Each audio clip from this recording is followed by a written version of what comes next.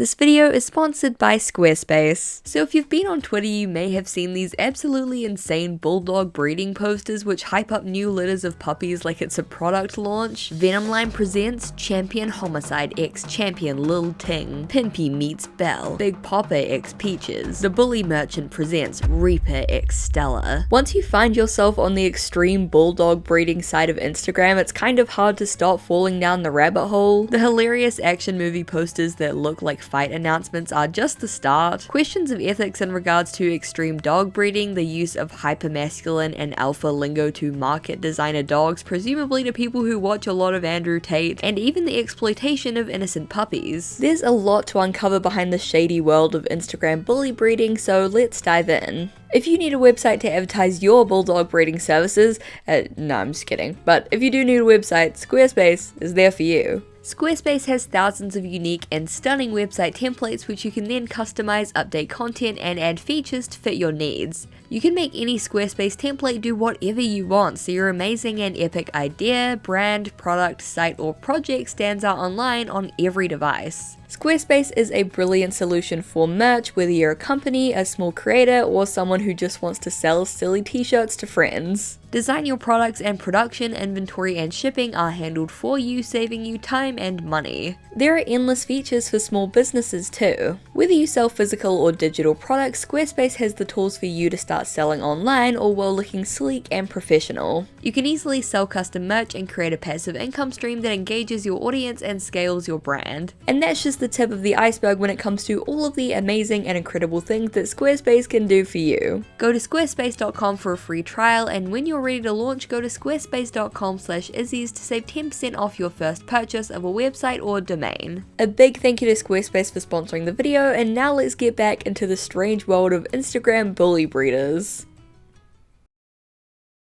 So when you see one of these atrocious breeding announcements where the dogs look like bricks and there's like smoke and fire and impact font everywhere, the dogs in question are usually bullies. The word bully is usually used interchangeably for both the general bully breed and also more specifically the American bully. The American bully is a breed known for, quote, giving the impression of great strength for its size. Their temperament tends to be dependent on their training, which is very demanding. If not properly trained, the breed can potentially be dangerous. American bullies come in multiple different sizes, including extra large, pocket, standard, and classic, with the XL being the most controversial. I will touch on this later. When you see these stereotypically masculine, buff-looking dogs that look like they were bred to look muscular and wide, that's usually an American bully. Bully breeds, on the other hand, is an umbrella term for various different breeds from around the world that share similar characteristics. Muscular, stocky builds, broad chests and shoulders, square-shaped heads, and short coats. According to bullymax.com, they also share similar traits such as loyalty, trainability, and protectiveness, as well as high energy levels and aggression if not socialized and trained properly. Some examples of bully breeds include bull terriers, boxers, Boston terriers, mastiffs, English bulldogs, pit bulls, and more. Now these dogs are controversial for multiple reasons, and you've probably seen online debate waging between bully owners and those who want the dogs banned or even eradicated. Bully breeds are restricted and even outright banned in some places due to their perceived aggression, and while some believe that they pose no more danger than any other untrained dog, many are totally anti-bully and believe them to be dangers to society. But let's put a pin in this whole debate for now and actually take a look at how these bullies are being advertised, or rather marketed, on Instagram. The controversy surrounding these gaudy action movie posters seems to have begun with a breeder called Venomline. If you've seen these posters being memed online, there's a good chance that the examples being used are from Venomline, and it's not hard to understand why. The posters are preposterous, featuring backdrops of fire and brimstone, Greek architecture, a crashed plane, and my favorite of all, a prehistoric jungle with a giant T-Rex looming above the dogs, as well as ghostly portraits of their ancestors. If this doesn't make you want to buy puppies, I don't know what will. The dogs themselves are also bonkers. They have probably the craziest proportions of any dog that I've ever seen, with absolutely insane muscles, these super wide short legs, massive heads, and super buggy interiors. intense eyes. Venomline prides itself on its prestigious bloodline, which originated with a pocket bully called Venom who has more than 250 offspring in over 12 different countries. They also use his son, King Cooper, as a stud, dubbing him a Venom clone. Quote, "A Venom clone with more bone and a bigger head than his dad at the same age. You're looking at Venom 2.0. At 2 years old, King Cooper has a 26-inch head, stands at around 13 inches tall and weighs in at 82 pounds. I know, it feels ridiculous even typing it. You're looking at a future superstar." Venomline also boasts next level females who are bred to look like males in order to produce the most extreme and quote unquote thick puppies. And if you're wondering how much one of these adorable little bundles of muscle will run you, a dog from Venomline can cost 8 to 20,000 USD. It's also notable that a lot of the dogs look like they have cropped ears, which is where the animal undergoes a surgery to have the outer part of their ear surgically removed for aesthetic purposes. This is generally considered to be pretty inhumane since it's an unnecessary surgery and can damage the dog's ears. The practice is popular with fighting dogs as there's less there's less area on the air area for dogs to grab onto. What did I just say? There's less air for the other dogs to grab onto during a fight. That's what I'm trying to say. And this also ties into this whole masculine tough image that a lot of these bully breeders seem to be going for, and due to how they're marketed, a lot of people have speculated over whether these dogs are actually bred to be fighting dogs. However, Venomline's website claims that they don't allow dogs that show aggression into their breeding program, which seemingly debunks this. Eccentric Bullies with a Z is a popular Instagram bully breeder with 73k followers specializing in toy bulls and exotic micros. The dogs themselves are minuscule, absolutely dense with muscle, and super short and wide. When you see them at certain angles like this, you really start to realize how fucked they are.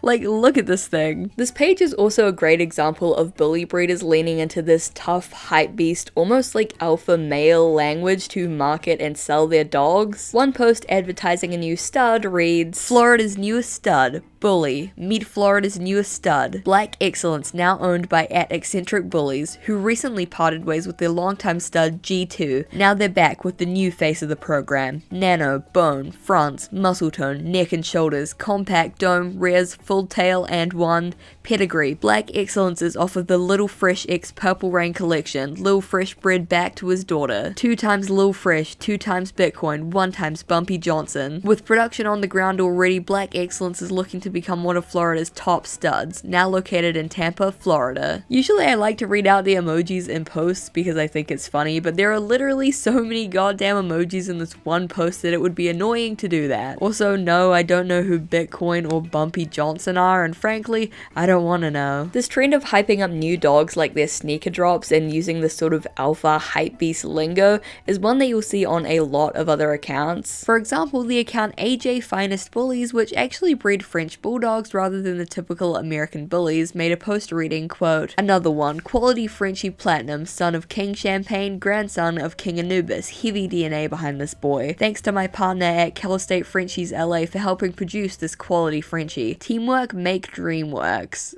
They made another post around the same time similarly talking about producing quality dogs, language that paints the dogs as products to be hyped up rather than, you know, real life animals. There were also just some generally super weird posts in the bully breeding community, like this one claiming to have attended a live breeding event. "Pulled up for a live breeding today, super crazy stud Russian red, appreciate the smooth business, whole yard crazy, this was the perfect bull to run our clean bitch. First to use this boy, salute to my kennel partner for staying consistent with me and knocking out these breedings. Stay tuned, we working." Again, this seems like a case of a breeder being way too comfortable hyping up the murky ethics of bully breeding. Knocking out these breedings seems to point towards the culture of overproduction that is rife within the community. Dogs are put to work breeding for years on end, with females constantly going through cycles of pregnancy and males siring hundreds of puppies throughout their lifetime. This is to ensure a constant rotation of puppies and thus a constant stream of revenue. Traditionally, dog breeders who breed dogs en masse with little regard to their health or well-being are called puppy mills,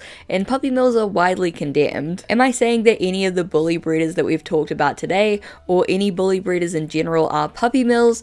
Absolutely not. I'm not here to accuse anyone of anything, but it's worth speculating that a lot of these big bully breeders probably end up dipping their toes into the world of puppy mills since they have to produce so many puppies to breed prestigious bloodlines. They also need to breed a lot of litters breeders to find these super extreme puppies to market. And it's also worth noting that a lot of these big popular bully breeders do have a continuous stream of very extreme looking puppies constantly coming in and selling for exorbitant prices. Again, does that make them a puppy mill? No, but it's worth noting. It's worth asking at this point, what is the difference between Instagram hypebeast bully breeders and traditional dog shows and dog breeding, which also overbreed to produce very extreme looks and prestigious bloodlines? Well, for the record, I don't think either are great, but what makes Instagram bully breeding so interesting is the addition of social media, which really adds this other level of exploitation. Traditional dog shows tend to be pretty self-contained and relegated to in-person events, whereas Instagram breeders are able to use social media platforms to hype up and advertise their products to a far larger audience. The fast-paced nature of social media pushes fast-paced business practices, and though we don't know the personal ethics of any of these breeders, it's easy to see how their social followings and the pursuit of clout could push them to overproduce and exploit. Things are also able to be concealed and hidden a lot more on social media. For example, the connection between some vet clinics and bully breeders. A vet clinic that AJ Finest Bullies tagged in a recent post at SoCal Canine Clinic City of Industry offers breeding services, including progesterone testing. And while it's possible that these services could be used for innocuous reasons, such as checking dogs are healthy before entering pregnancy or breeding,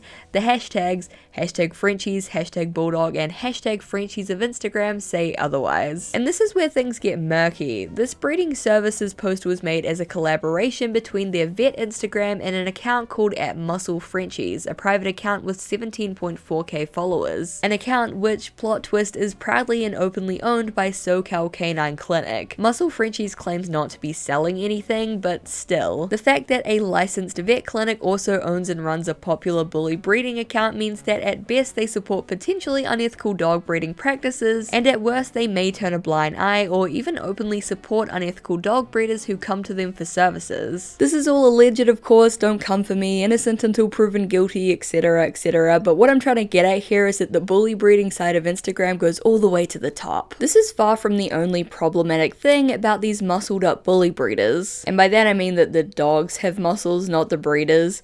I mean, the breeders do sometimes, but you know, that's their business, not really what I'm here to talk about.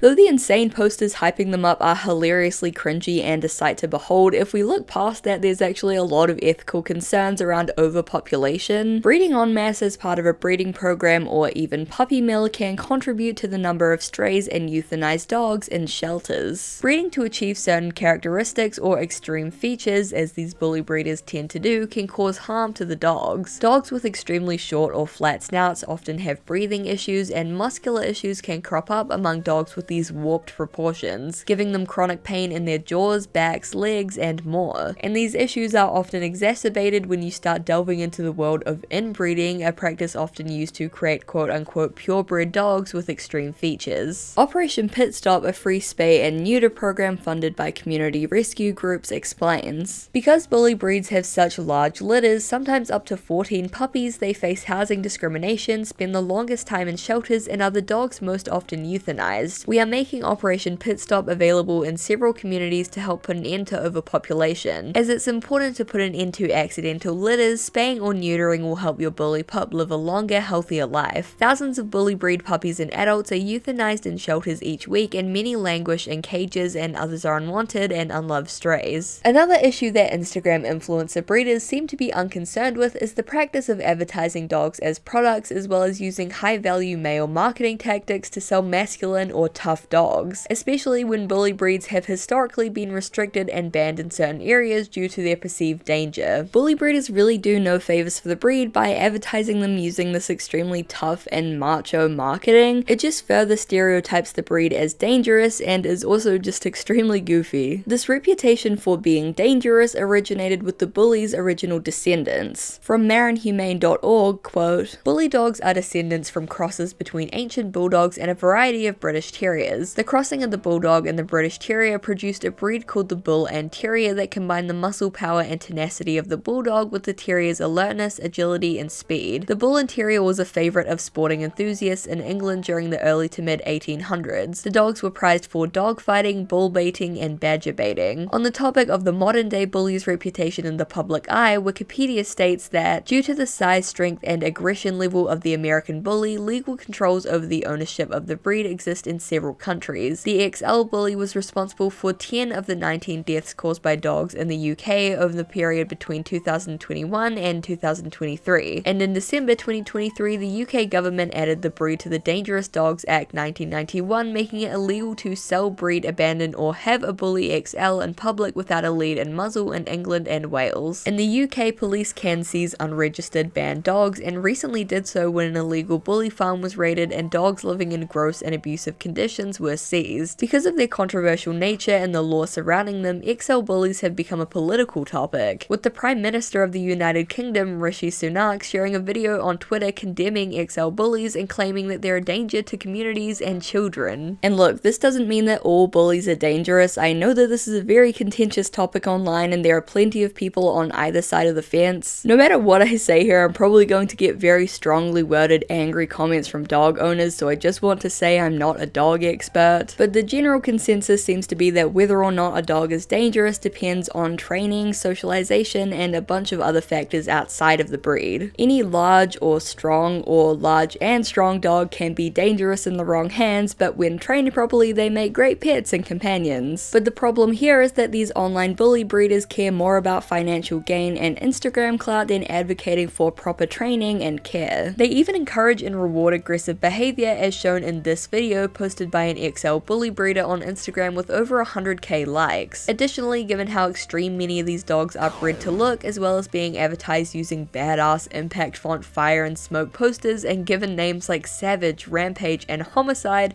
it seems that strong, macho, and tough looking dogs sell. The dogs are treated as lifestyle products that can help people achieve this high value man, alpha male lifestyle with no regard to the fact that they're actual animals. It's not hard to link the language and aesthetics of these breeders to the rise in alpha male content on TikTok and Instagram, which is hilarious because they're quite literally just dogs. It's honestly sad that more emphasis is put on how prestigious the bloodlines of these dogs are and how cool their advertisements look than on the fact that these puppies are all unique and have unique personalities, needs, and temperaments. Owners aren't screened and they aren't briefed on the intense training these dogs need, as well as the potential health risks that they may face. Instead, blindly placing pre-orders on upcoming litters, all for the prestige of owning an exotic and extreme dog, without any knowledge of how to actually care for such a demanding breed. These dogs deserve more than to be put to work for years at a time, continuously forced to breed or carry litters, having to spend their time in cages or in potentially poor conditions, and having lifelong health risks. They deserve more than to be exploited for money, and even worse, Instagram hypebeast clout, and they deserve more than to be the subject of these ugly, gaudy posters. Because, as hilarious as they are, they're a perfect illustration of how social media has made the already messed up world of extreme breeding even more messed up. These posters are ridiculous, and so is advertising and hyping up new drops of animals like they're a limited edition sneaker or a collection of clothing. I dream of a world where the King Coopers, the Venoms, and the Lil Tings of the world can roam free